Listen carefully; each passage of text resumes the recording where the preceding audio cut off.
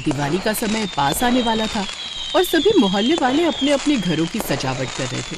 संगीता गली में झाड़ू लगा रही थी, तभी उसकी पड़ोसन अनीता उससे बोलती है, अरे ध्यान से संगीता भाभी, धीरे झाड़ू लगाइए ना, सारी मिट्टी मेरे ही दरवाजे पर आ रही है।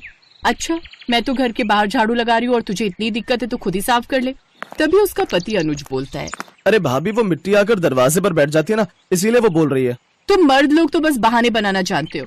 एक तो वैसी दिवाली की इतनी साफ सफाई करके मेरी कमर दुख रही है, लो आओ खुद ही आकर सफाई कर लो। इसी तरह उनके बीच लड़ाई का टॉपिक शुरू हो जाता है। तो वहीं दूसरी तरफ रंजना का घर था। वो अपने दरवाजे के सामने झालर टांग रही होती है, जबकि मदन साइकिल पर आ रहा होता है। वो झालर मदन के मुंह पर लगती है। ओफो, जरा देखकर, तुम्हारी झालर से मैं भी गिर जाता तो मुझे चोट लग जाती। अच्छे से जानती हूँ आपको, आप हमसे चिढ़ते हैं क्योंकि हमारे घर की सजावट आपके घर की सजावट से ज्यादा सुंदर दिख रही है ना। वहीं थोड़ी आगे इसी तरह दो और औरतें आपस में झगड़ रही थी। तुम हर बार ऐसे ही करती हो रुचि, कोई भी घर आता है तो धुलाई के नाम पर हमारे घर के आगे कीचड़ कर देती हो। लो भाई, अगर सफाई नहीं करूं तो कहोगी कि गंदगी है, और सफाई करूं तो कहती हो कि कीचड़ कर दिया। पता नहीं तुम्हें क्या प्रॉब्लम है मुझसे। इसी तरह पूरे गली मोहल्ले में सब अपने अपने घरों की साफ सफाई और सजावट के चक्कर में एक दूसरे से लड़ रहे थे। तो वहीं गली के बच्चे आपस में एक कोने में पटाखों की चर्चा कर रहे थे। मेरे पापा तो इस बार मेरे लिए रॉकेट लाएंगे।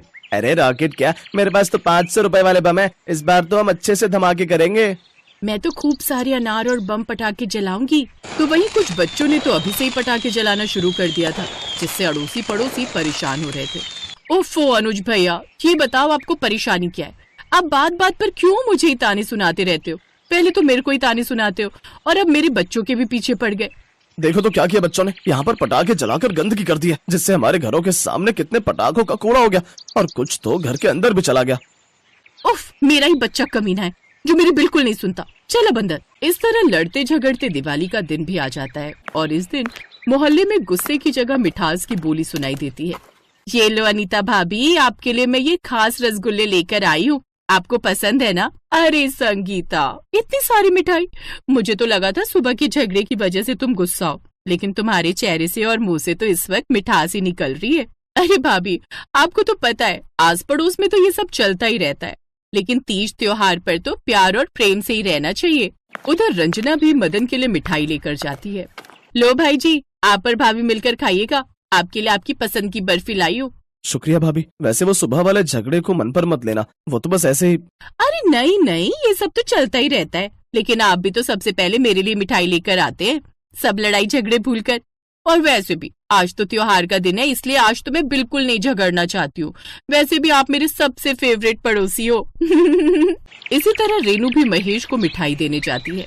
ऐसे रुचि और सुनीता भी एक दूसरे के घर मिठाई देती हैं। त्योहार से पहले जहाँ सभी लोग आपस में लड़ रहे थे, वो सभी त्योहार पर एक दूसरे के साथ खूब प्यार से पेश आते हैं। फिर त्योहार खत्म होते ही अगले दिन फिर से उनमें सफाई को लेकर लड़ाई झगड़ा खत्म हो जाता है। लो संगीता भाभी, त्योहार खत्म हुआ नहीं कि फिर से तुमने कूड़ा मेरे घर के सामने करना शुरू कर दिया। रोज की तरह तुम्हारे ये ड्रामे फिर से शुरू हो गए। देख, मैं जानबूझकर तेरे उधर नहीं कर रही हूँ, ये तेरे उधर का कूड़ा है, तू खुद साफ कर ले। वैसे भी रात भर तेरे बच्चों ने खूब हुड़दंग मचाए है।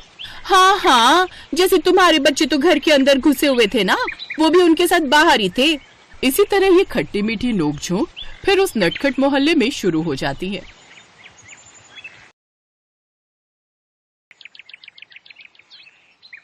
राजीव उठो, सुबह के 5 बज गए हैं। मैंने तुम्हें रात को बोला था ना कि 5 बजे उठ जाना। पूनम, अभी 5 ही तो बजे हैं, इतनी जल्दी अभी से क्यों उठा रही हो? सोने दो ना थोड़ी देर। राजीव, मैंने तुम्हें बोला था बालकनी और छत की धुलाई करनी है। टंकी का पानी आ गया है, अभी प्रेशर तेज होगा, तुम पाइप लगाकर सारी बालकनी और छत को धो लो। पूनम, अभी थोड़ी देर बाद धो लूंगा ना, पानी 9 बजे तक आता है। राजीव, मुझे वॉशिंग मशीन भी लगानी है, कपड़े पड़े हुए हैं बहुत सारे धोने वाले। मैं सोच रही हूँ तुम धुलाई कर लोगे तो मैं एक तरफ वॉशिंग मशीन लगा लूंगी। ये दोनों काम निपटा कर उसके बाद हम बाकी की दिवाली की सफाई शुरू करेंगे। तुम बिल्कुल नहीं समझते हो, मुझे दोबारा ना आना पड़े उठाने के लिए। मैं मशीन में पानी भरने जा रही हूँ, तुम उठकर बाहर आ जाओ।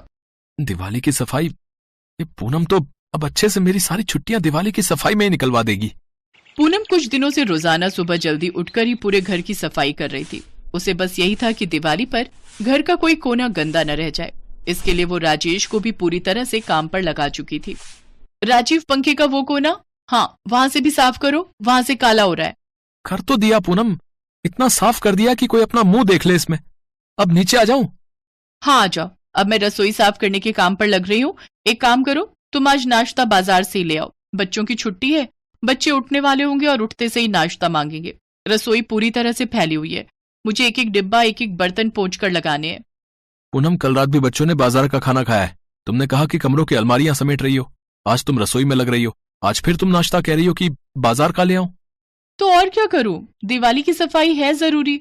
एक दो दिन खाना बाजार से आ भी गया तो क्या ही हो जाएगा। वैसे भी हम कौन सा बाजार का खाना खाते हैं, हर समय तो रसोई में लगी रहती हूँ। जाओ अब तुम नाश्ता ले आओ, मैं रसोई साफ कर लूं।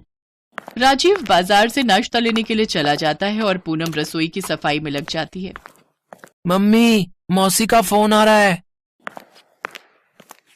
हेलो, हाँ बोल सुरीली। क्या हुआ जीजी, बहुत जल्दी में फोन पर बात कर रही हो? अरे दिवाली की सफाई कर रही हूँ, रसोई में थी। सुन, थोड़ी देर में फोन करूंगी। पूनम काम में लगी रहती है। राजीव बाजार से नाश्ता ले आया था, वो लोग नाश्ता कर लेते हैं। पूनम ने अभी तक नाश्ता नहीं किया था, तभी उसकी कामवाली का फोन आ जाता है। अरे सरला, तू कहाँ रह गई? कितनी देर से तेरा इंतजार कर रही हूँ। बर्तन पड़े हैं और बाकी और भी दिवाली के काम करवाने थे तेरे से। तू आई क्यों नहीं? तुझे मैंने बोला था ना 7 बजे आ जाना, 11 बज रहे हैं। क्या कहा? आज तू काम पर नहीं आएगी? ये तो तेरी बहुत गलत बात है। दिवाली की सफाइयों के बीच में तू गायब हो जाती है। मुझे सब पता है तेरी चालाकी। तूने दिवाली का कोई बड़ा काम पकड़ लिया होगा। हाँ ठीक है, कल 7 बजे आ जाना। पूनम, तुम्हारा भटूरा ठंडा हो रहा है, खा लो, बाद में काम कर लेना।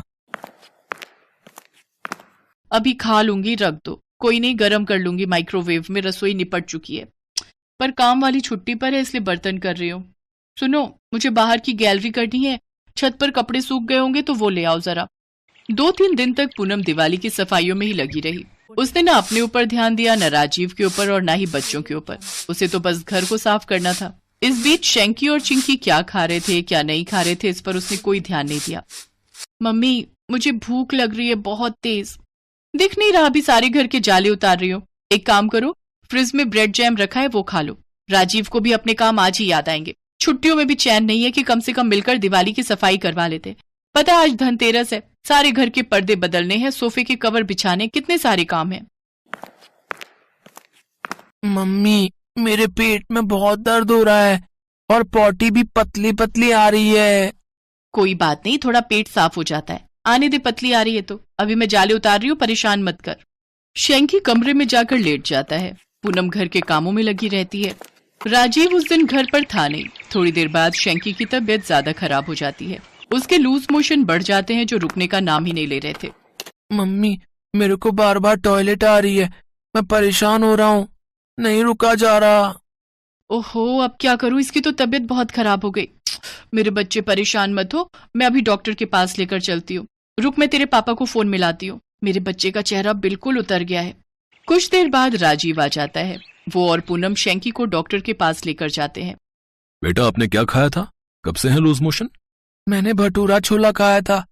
मम्मी, वो जो कल भटूरा बच गया था वो रसोई में रखा था, मुझे भूख लग रही थी, मैंने वही खा लिया। शैंकी बेटा, वो तो 1 दिन पहले का भटूरा था। कोई बात नहीं, शायद इसी वजह से बच्चे का पेट खराब हुआ है। पेट में इन्फेक्शन है, घबराने की कोई बात नहीं है। मैं इंजेक्शन दे देता हूं, उससे बहुत जल्दी आराम आ जाएगा। और बाकी मैं 2 दिन की दवाई दे रहा हूं, कल सुबह तक ही आराम आ जाएगा। डॉक्टर की बात सुनकर पूनम अब तक समझ चुकी थी कि गलती उसकी ही है।